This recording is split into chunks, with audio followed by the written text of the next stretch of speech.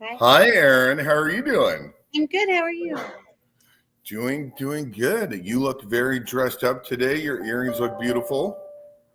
It's a crazy, crazy day. I don't know why this whole week is so busy. I think it's because it's a 3-day week for us. But how about you? Yes, I had to run to a speakeasy. I think I accidentally set up my new computer with the speakeasy as my home base, giving my home a little trouble with Wi-Fi. But our sponsor, Evardy Construction, actually helped retrofit this speakeasy, and it's beautiful. And they do just such amazing quality work. You've been here bartending a time or two. And Bestway International just won a big award for the Kauffman Foundation, not the Mr. K Award. I need to look it up here, but it's a big award that we'll be celebrating a lot. But it's kind of cool to see a business that has offices by the airport and Western Shawnee getting such a huge shout out and growing. I'd like to say it's because of all their connections with Drinks with Leaders, but I don't know. What do you think? Absolutely. Marketing girly. Of course it is. Of course it is. You got all that in there in the first, like I just said, how are you? And you already did all our sponsor talk.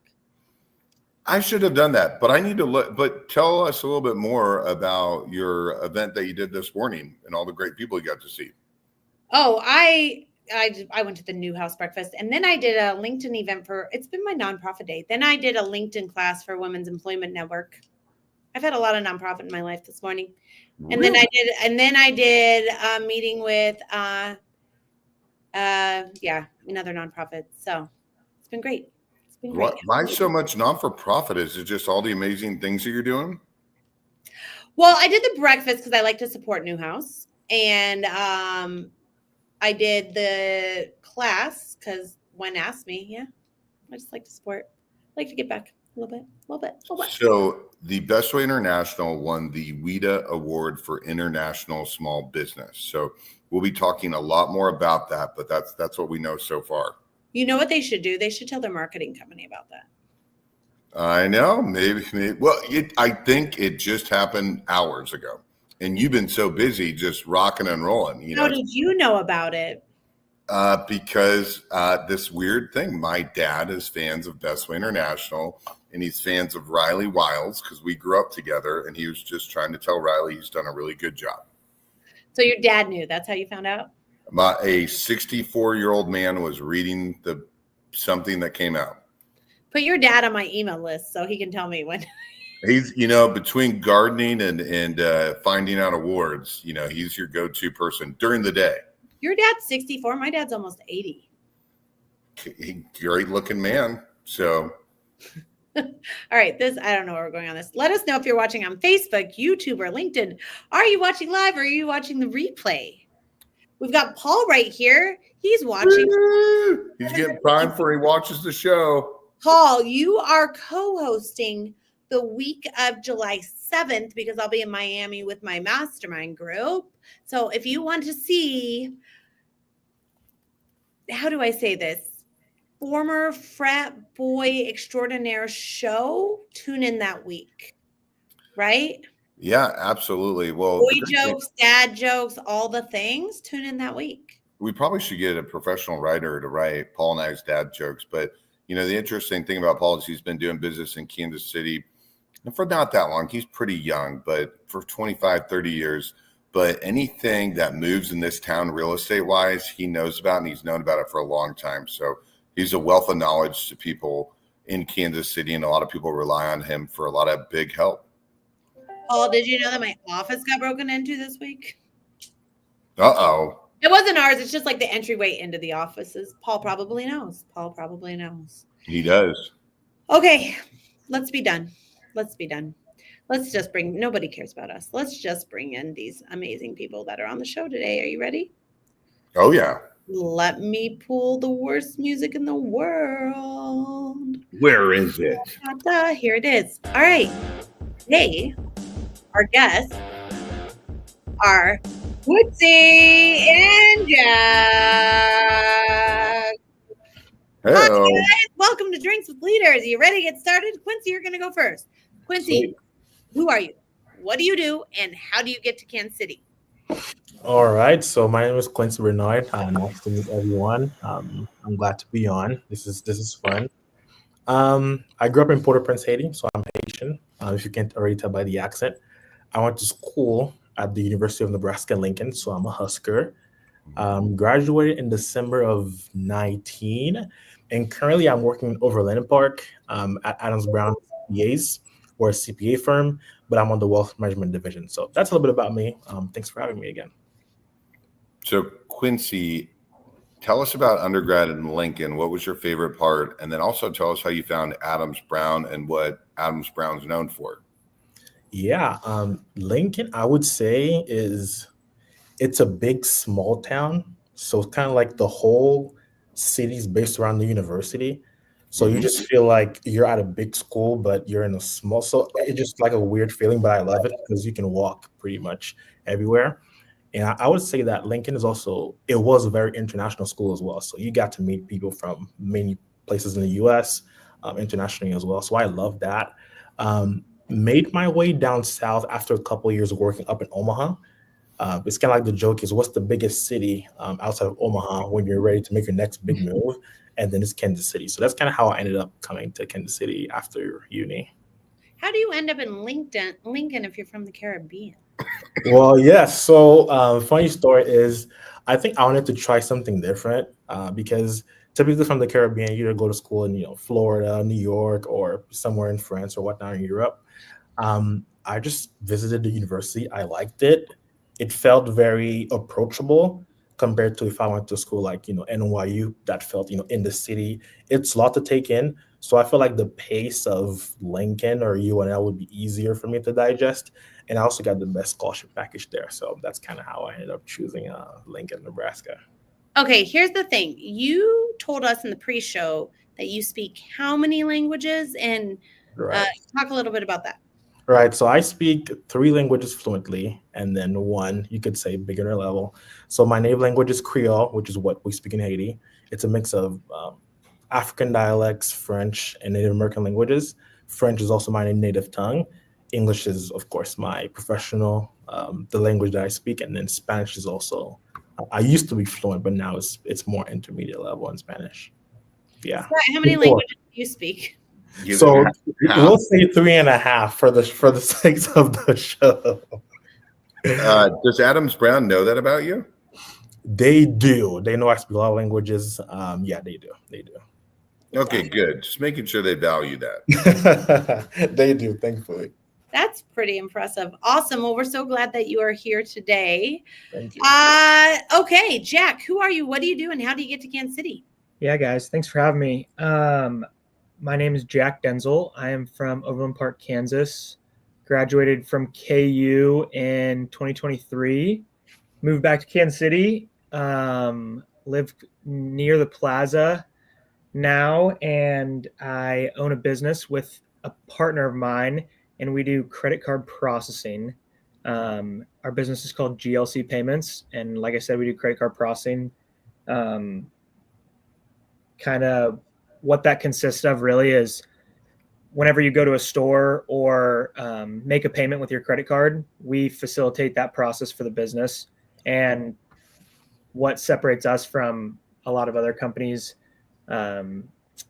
here in Kansas City and across the nation, I guess you could say, is that we are just trying to be more of a consultant than we are like a broker of payments. We're trying to basically give you like an inside view of what is actually going on, so you can understand how you're being charged, why you're paying the processing fees you're paying, and how we can generate some cost savings essentially for your business.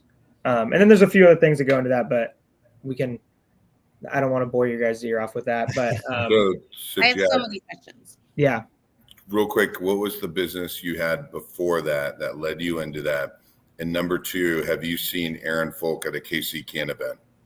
So to answer question number one, the business we started before that was an ATM business, and we have a separate business that is basically a portfolio of ATMs that we operate and manage. And to answer, so that kind of led us into payment processing. And then to answer your question number 2, I definitely have seen Aaron at a KC Can event, probably at the auction is I think my most recent. Right. That's right. All right, Aaron, you got questions, go. Okay, so so you said you're a broker, so it's not the actual software that people are using for So we kind of, what we do is we facilitate like a recommendation based on what we think will make their business most efficient. And so that will save them money too. And so we get them the software, we get them the payments, we get them the actual credit card terminal. We go set it up for them, service it. You know, whenever they have questions, they call us directly and we troubleshoot issues, which once we set it up, then there's not really as much issues, but yeah, it's awesome. So so you have multiple different softwares you work within and you just figure out what's best for the business, or do you like have one you usually it works really well and you guys yes, that's what's really nice about our business is we have like hundreds of different options that we can choose from and recommend to people because we're reselling it essentially. right? And so we're acting kind of as like a payment broker, but we're trying to find our client, which is the business, the best solution, software, hardware for their business, and then also get them, you know, the best rate possible so they can keep as much of their profits, their revenue in their pocket and not have to pay, you know, unnecessary processing fees. There's nothing worse than knowing that that's the fee, but it doesn't seem a lot, and then your business grows, and then now the fee is insanity. For sure. And I think a lot of people just want to know what they're paying for too, and so we just break it down to it. We just educate the client and, you know, get them a good understanding of why they're paying it and what they're paying for, and then that kind of helps comfort them a little bit, I guess you could say. But no one likes to pay it, that's for sure. Scott. Quincey, what was the most pivotal point in your career? I would say, well, my career has been fairly short right now because I'd say I graduated in December of 19. So there aren't that many moments to go back to, but I'll pick one that I would say would be pivotal for a lot of people, which is COVID. Because initially, when COVID hit, I think it was March of 2020, there was just so much uncertainty. And the industry that I am in now is not the industry that I initially thought I would be in after college. I thought I would be in management consulting, but I ended up working in finance and accounting. So that's probably the most pivotal moment. It was COVID, just because I was able to embrace that change between saying, hey, maybe consulting won't work, offers were being rescinded, things were different than now, you know, being a part of a wealth team and CPA firm. So yeah, that's the moment.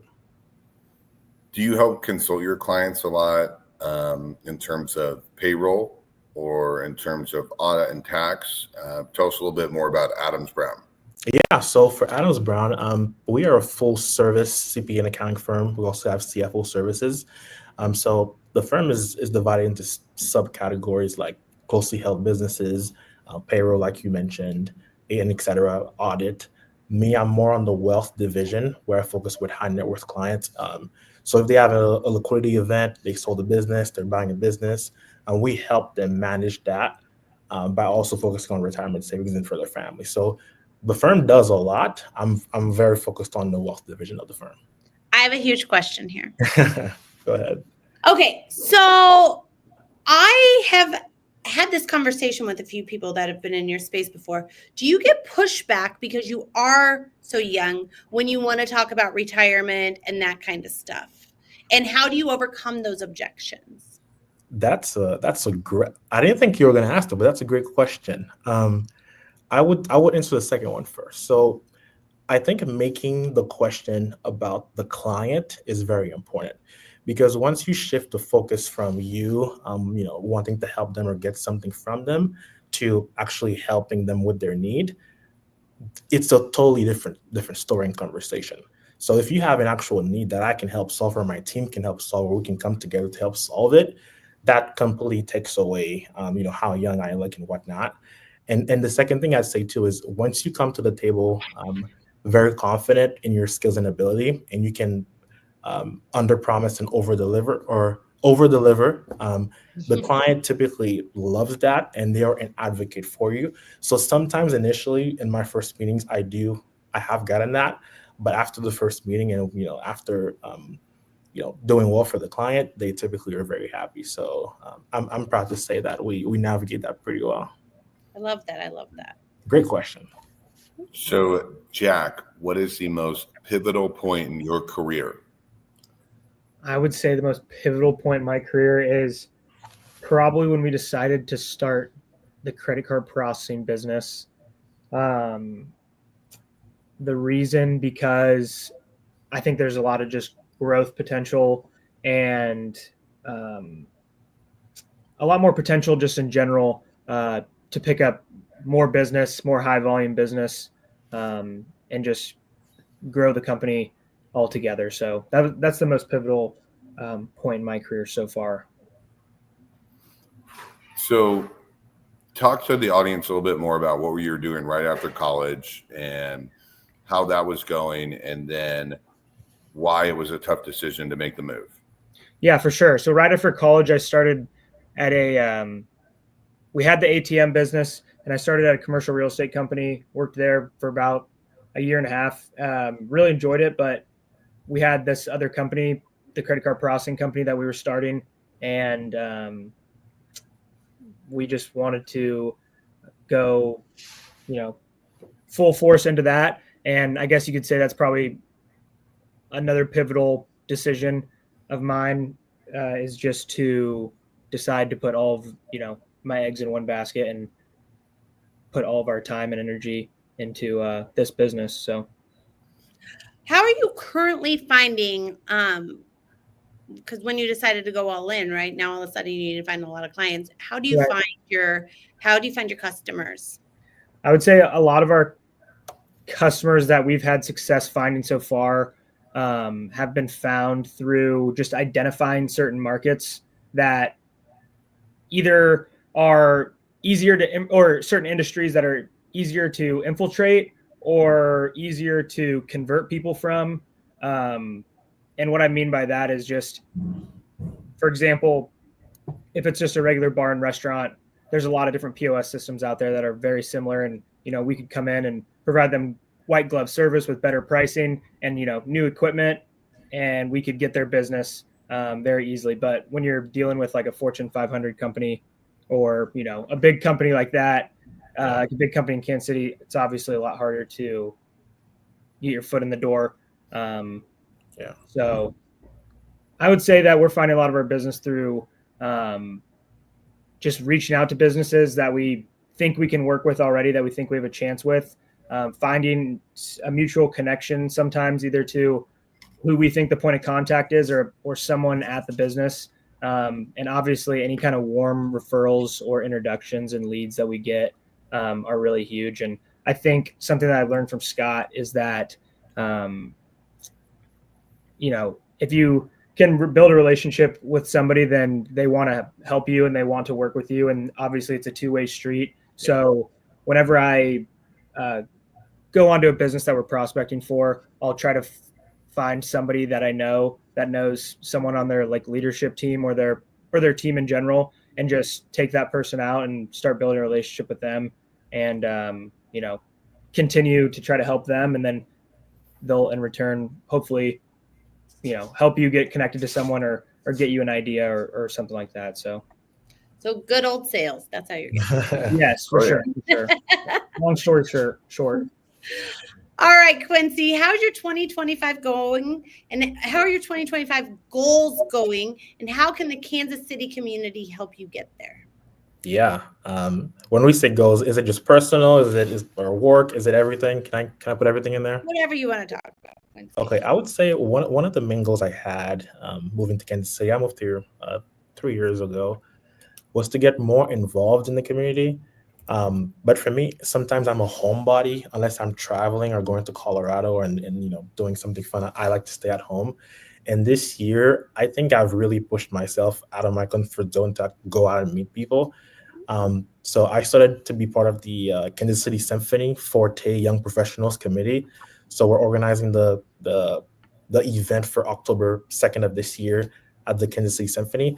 And through that, I've been able to meet and go outside of my comfort zone, meet other young professionals. So I think that's something that I'm really proud of having done so far this year. So I'd say goals in that sense, personal networking has been going really well.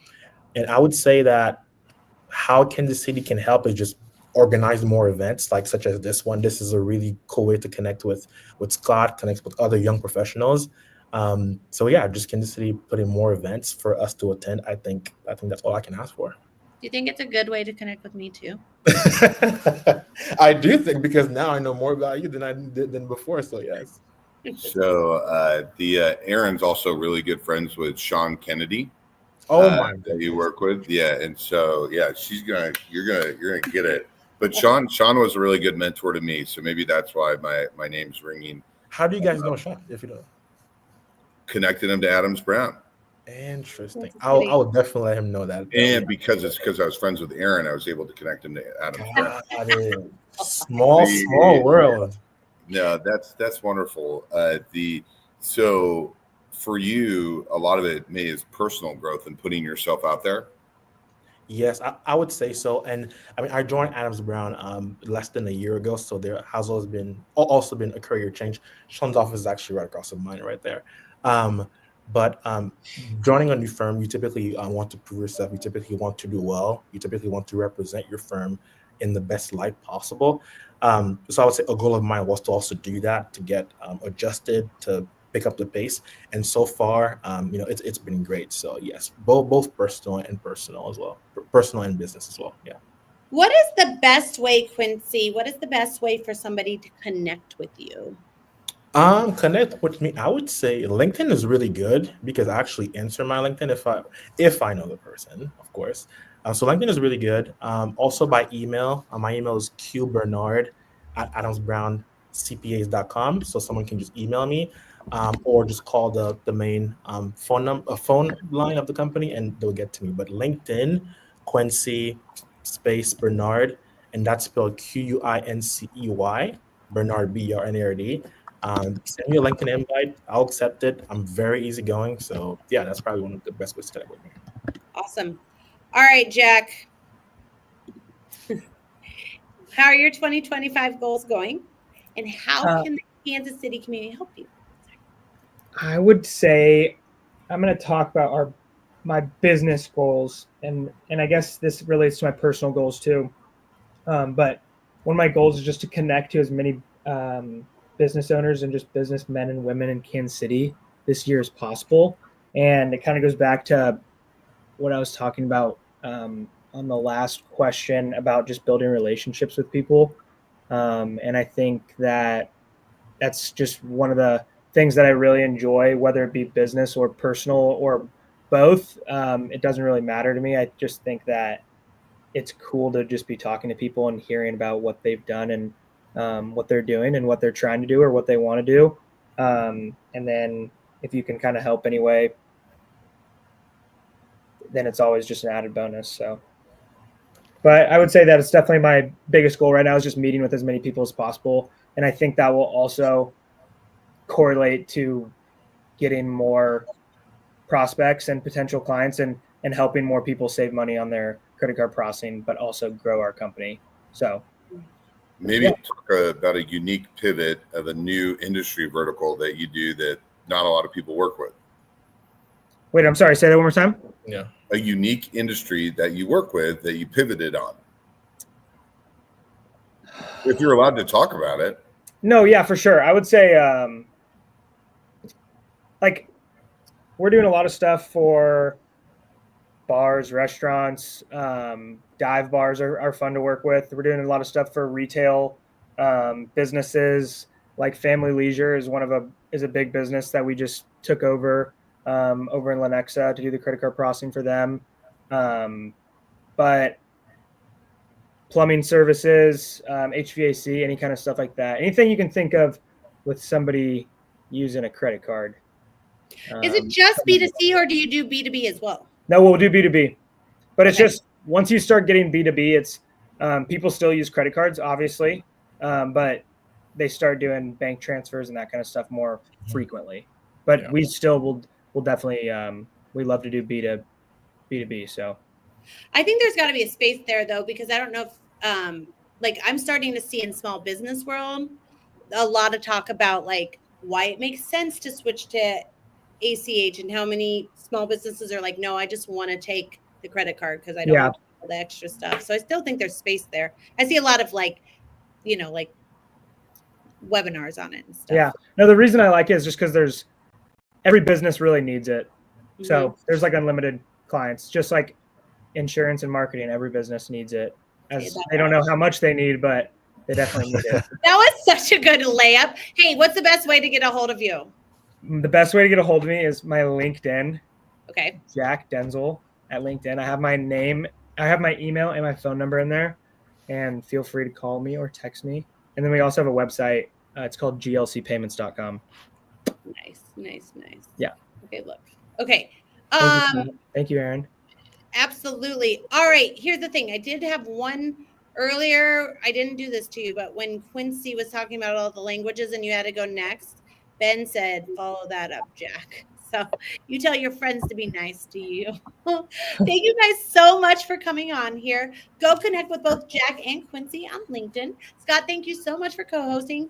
As always, thank you to Evardy and Bestway International for being the best sponsors ever. We will be back same time, same place next week. And have a wonderful week. Bye, guys. Bye.